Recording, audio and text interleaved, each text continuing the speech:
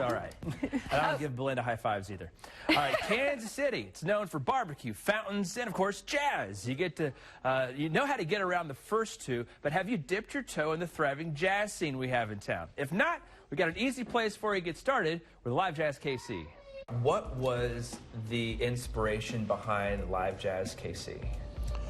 Inspiration was really just built around the scene that we have and my desire to amplify it on a larger scale, to really connect in one spot a place for musicians and clubs and listeners to have as a resource, and for people that are out of town, that are maybe traveling here, or people on a maybe even a global scale that want to find out more about what's going on in Kansas City and promote what we're doing so well here, which has always been historically, you know, keeping the music alive in terms of jazz, and letting everybody know about it. What was your connection to the scene before you developed the website? Born and raised in Kansas City, played saxophone since the 5th grade, always been a huge fan of the guys that I grew up listening to here in town, who are still, for the most part, still here playing. Yeah.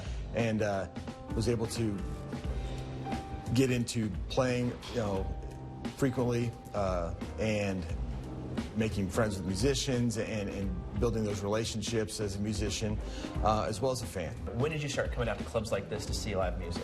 It was probably high school, in a real club setting. Down the plaza, they used to have the Fedora, the 210 Fedora. Yeah. On the corner there, always had a Saturday afternoon jam session, and I remember going down and like listening to musicians there and hearing the guys play and wondering how they did it, and you know, so that was the first experience I had listening to guys outside of, you know, records. It seems to me that there's certainly a deep history here with how the music evolved, and whether it came up from New Orleans or over from Chicago, who's to say what's the right answer necessarily, but I think it's a combination of all of those things, and what's made Kansas City so great, I think, in terms of long-term traction, has just been, it's always been what it is. Yeah. And you know, there's always been a lot of pioneering here, and that doesn't not hold true anymore. You know, I mean, there's still guys here pushing the musical envelope, and there's a lot of people here that still really hold on to the rich history that we've always had. And Live Jazz KC is also very active on social media, with their Facebook posting pictures, videos from the stage, and daily music calendars on where you can go see and hear live jazz. For instance, today at noon, you can go hear Latin jazz at the downtown public library, or if you're up late, catch the Mad Hopper Trio at the Green Lady Lounge at 11:30 tonight.